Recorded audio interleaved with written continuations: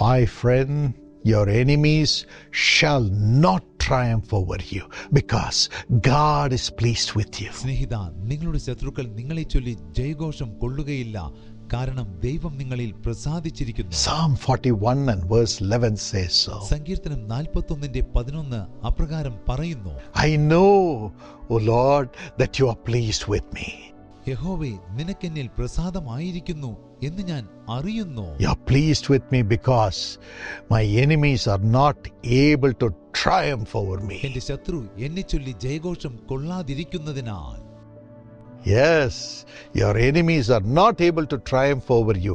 That shows God is pleased with you. അതെ, നിങ്ങളുടെ ശത്രുക്കൾക്ക് നിങ്ങളുടെ മേൽ ജയഘോഷം കൊള്ളുവാൻ കഴിയില്ല. അതിന്റെ അർത്ഥം ദൈവം നിങ്ങളിൽ പ്രസാദിച്ചിരിക്കുന്നു എന്നതാണ്. Praise the Lord. ദൈവത്തിന് സ്തുതി. Rejoice because God is pleased with you. ദൈവം നിങ്ങളിൽ പ്രസാദിച്ചിരിക്കുന്നതുകൊണ്ട് നിങ്ങൾ സന്തോഷിപ്പിൻ. Exodus 23:20. പുറപ്പാട് 23:20. The Lord says, I will send you an angel before you. കർത്താവ് പറയുന്നു, ഞാൻ നിനക്ക് മുൻപായി എന്റെ ദൂതനെ അയക്കും. He will guard you, protect you on the way. അവൻ വഴിയിൽ നിന്നെ കാത്തു പരിപാലിക്കും. In the midst of all the enemies, He will protect you, protect your name, protect your family. ശത്രുക്കൾക്ക് നടുവിൽ ദൈവം നിങ്ങളെയും നിങ്ങളുടെ കുടുംബത്തെയും നിങ്ങളുടെ സൽപ്പേരിനെയും കാത്തു സൂക്ഷിക്കും. He'll protect your job. കർത്താവ് നിങ്ങളുടെ ജോലിയെ പരിപാലിക്കും. Protect your business. നിങ്ങളുടെ ബിസിനസിനെയും. He'll protect your house, നിങ്ങളുടെ ഭവനത്തെയും, your property also. നിങ്ങളുടെ വസ്തുവകകളെയും. This is God's promise for you. ഇത് നിങ്ങൾക്കുള്ള ദൈവത്തിന്റെ വാഗ്ദത്തമാണ്. And then that angel will bring you to the place which God has prepared for you. പിന്നീട് ദൈവം നിങ്ങൾക്ക് വേണ്ടി നിയമിച്ചിരിക്കുന്ന സ്ഥലത്തേക്ക് ആ ദൈവദൂതൻ നിങ്ങളെ കൂട്ടിക്കൊണ്ടു പോകും. No enemy can stop it. അതിന് തടസ്സം നിൽക്കുവാൻ ഒരു ശത്രുവിനും കഴിയില്ല. God will do it to show that He is pleased with you. ദൈവം നിങ്ങളിൽ പ്രസാദിച്ചിരിക്കുന്നതുകൊണ്ട് ദൈവം അത് ചെയ്യും. How much Jesus loves you. എത്രമാത്രം യേശു നിങ്ങളെ സ്നേഹിക്കുന്നു. And verse 21 says, 21ാമത്തെ വാക്യം വ്യക്തമായി പറയുന്നു, always obey the voice of നിങ്ങൾ God. എപ്പോഴും ദൈവത്തിന്റെ വാക്കുകൾ ശ്രദ്ധയോടെ കേൾക്കുവിൻ. Whatever the Lord says, കർത്താവ് കൽപ്പിക്കുന്നതൊക്കെയും follow it. നിങ്ങൾ കൃത്യമായി ചെയ്യുവിൻ. Do it. അത് ചെയ്യുവിൻ. Then the enemy cannot overcome you. അപ്പോൾ ശത്രുവിനെ ഒരിക്കലും നിങ്ങളെ കീഴടക്കുവാൻ കഴിയില്ല. Verse 22. 22ാമത്തെ വാക്യം, If you obey His voice, നിങ്ങൾ ദൈവത്തിന്റെ വാക്കുകൾ ശ്രദ്ധിച്ചാൽ the Lord will be an enemy to your enemies കർത്താവ് നിങ്ങളുടെ ശത്രുക്കൾക്ക് ഒരു ശത്രുവായി തീരും. and an adversary to your adversary. നിങ്ങളെ പകയ്ക്കുന്നവരെ കർത്താവും പകയ്ക്കും.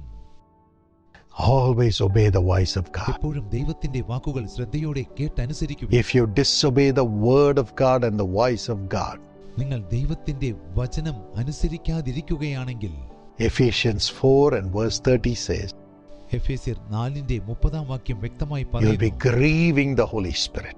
നിങ്ങൾ പരിശുദ്ധാത്മാവിനെ ദുഃഖിപ്പിക്കുകയാണ്. God will not be pleased with you. അങ്ങനെയെങ്കിൽ ദൈവം നിങ്ങളിൽ And പ്രസാദിക്കുകയും enemies will triumph over you. ശത്രുക്കൾ നിങ്ങളുടെ മേൽ ജയഘോഷം കൊള്ളുകയും ചെയ്യും. Judas. യൂദാസ്. John 13:1 says, യോഹന്നാൻ 13:1 വാക്യം പറയുന്നു, Jesus loved His disciples. യേശു തന്റെ ശിഷ്യന്മാരെ അത്യധികം സ്നേഹിച്ചു. Loved Judas. യൂദാസിനെയും സ്നേഹിച്ചു. All the authority was given to Jesus at the Last Supper. അന്ത്യത്താഴ സമയത്ത് സകല അധികാരവും യേശുവിന് നൽകപ്പെട്ടിരുന്നു. With that authority, knowing that Judas was going to betray Him, He washed His feet. യേശുവിന് ആ അധികാരം ഉണ്ടായിരുന്നു. എന്നിട്ടും യൂദാസ് തന്നെ വഞ്ചിക്കുമെന്ന് അറിഞ്ഞിട്ടും യേശു അവന്റെ കാൽ കഴുകുന്നു. He broke the bread and fed him യേശു അപ്പം നുറുക്കി അവനെ and പോഷിപ്പിച്ചു. said, this is my broken body which I am going to give to be broken on the cross. യേശു പറഞ്ഞു, ഇതെന്റെ നുറുക്കപ്പെട്ട ശരീരമാണ്. ഈ ശരീരം ക്രൂസിൽ നുറുക്കപ്പെടുന്നതിനു വേണ്ടി ഞാൻ ദൈവത്തിന് സമർപ്പിക്കുവാൻ പോകുന്നു. But then എന്നാലോ when Judas received the body of Jesus, Satan entered him. യൂദാസ് യേശുവിന്റെ ശരീരമെന്ന അപ്പം സ്വീകരിച്ചപ്പോൾ സാത്താൻ അവനിൽ കടന്നുവെന്ന് വചനം പറയുന്നു. Even then, അപ്പോഴും Jesus sent him to betray him for 30 pieces of silver. 30 വെള്ളിക്കാശിനു വേണ്ടി തന്നെ കാണിച്ചു കൊടുക്കുവാൻ യേശു യൂദാസിനെ പറഞ്ഞയക്കുന്നു. And when Judas brought the chief priest servants യൂദാസ് മഹാപുരോഹിതന്മാരെയും അവന്റെ ദാസന്മാരെയും കൂട്ടിക്കൊണ്ടുവന്നപ്പോൾ and the soldiers to arrest Jesus, യേശുവിനെ പിടികൂടുവാൻ പട്ടാളക്കാരെ കൂട്ടിക്കൊണ്ടുവന്നപ്പോൾ Judas kissed Jesus. യൂദാസ് യേശുവിനെ ചുംബിച്ചു. Jesus received that kiss and said, "Friend, friend." യേശു ആ ചുംബനം സ്വീകരിച്ചു. അവനോട് ചോദിച്ചു, സ്നേഹിതാ, നീ വന്ന കാര്യം എന്ത്? Judas said, "I am your enemy." ഞാൻ നിന്റെ ശത്രുവാണെന്ന് യൂദാസ് പറയാതെ പറയുകയാണ്. But Jesus said, "Friend." എന്നിട്ടും യേശു അവനെ സ്നേഹിത എന്ന് വിളിച്ചു. Jesus overcame him. യേശു അവനെ കീഴടക്കി. After that, Jesus became so bold. അതിനുശേഷം യേശു ധൈര്യശാലിയായി തീർന്നു. He bore all the sufferings, യേശു സകല കഷ്ടങ്ങളും സഹിച്ചു. went to the cross, ക്രൂശമരണം വരിച്ചു. fulfilled all the prophecies, സകല പ്രവചനങ്ങളും നിറവേറ്റി. and gave his life. തന്റെ ജീവൻ വെടിഞ്ഞു. But the third day he rose up. എന്നാൽ മൂന്നാമത്തെ ദിവസം യേശു ഉയിർത്തെഴുന്നേറ്റു. He came alive. യേശു ജീവനോടെ But ഉയിർത്തെഴുന്നേറ്റു. Judas hanged himself and died. എന്നാൽ യൂദാസ് കെട്ടിഞ്ഞാന്ന് ചത്തുകളഞ്ഞു. Jesus overcame his enemies because he pleased his Father. യേശു തന്റെ പിതാവിനെ പ്രസാദിപ്പിച്ചതുകൊണ്ട് യേശു തന്റെ ശത്രുക്കളെ കീഴടക്കി.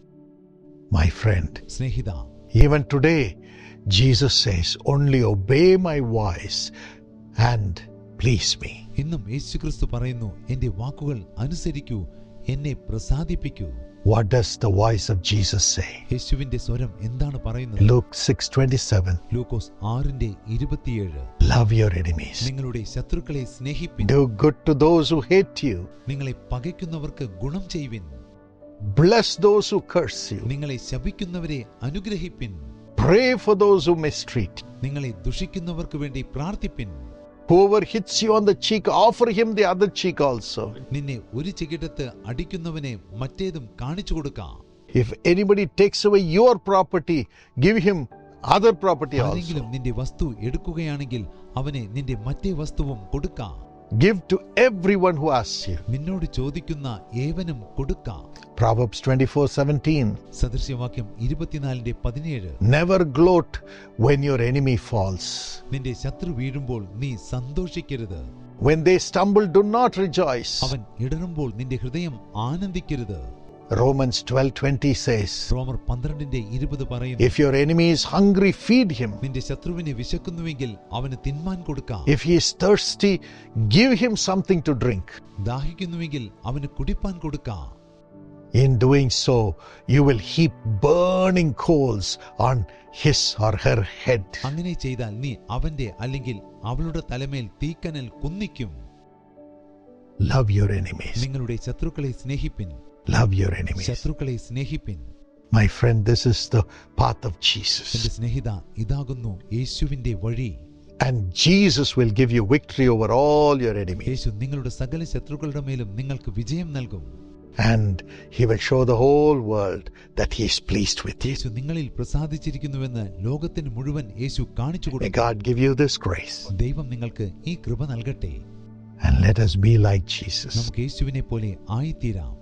and be more than a conqueror. പൂർണ്ണജയം പ്രാപിച്ചവരായി തീരാം. With God's love ദൈവ സ്നേഹത്തോടെ and the love of millions of people, even our enemies. ദശലക്ഷക്കണക്കിന് ജനങ്ങളുടെ, നമ്മുടെ ശത്രുക്കളുടെ പോലും സ്നേഹം സ്വന്തമാക്കിക്കൊണ്ട് You shall never go down. നിങ്ങൾ ഒരിക്കലും താഴെ പോകില്ല. You shall always be the head. നിങ്ങൾ എപ്പോഴും തലയായിരിക്കും. Father, പിതാവേ, give this grace to thy son, thy ഈ daughter. കൃപ അങ്ങയുടെ മകനും മകൾക്കും നൽകണമേ. Help us to be more than a conqueror through love, even love for our enemies. സ്നേഹത്തിലൂടെ, ശത്രുക്കളോടുള്ള സ്നേഹത്തിലൂടെ പൂർണ്ണജയം പ്രാപിച്ചവരായി തീരുവാൻ ഞങ്ങളെ സഹായിക്കണം. In Jesus' name. യേശുവിന്റെ നാമത്തിൽ Amen. ആമേൻ.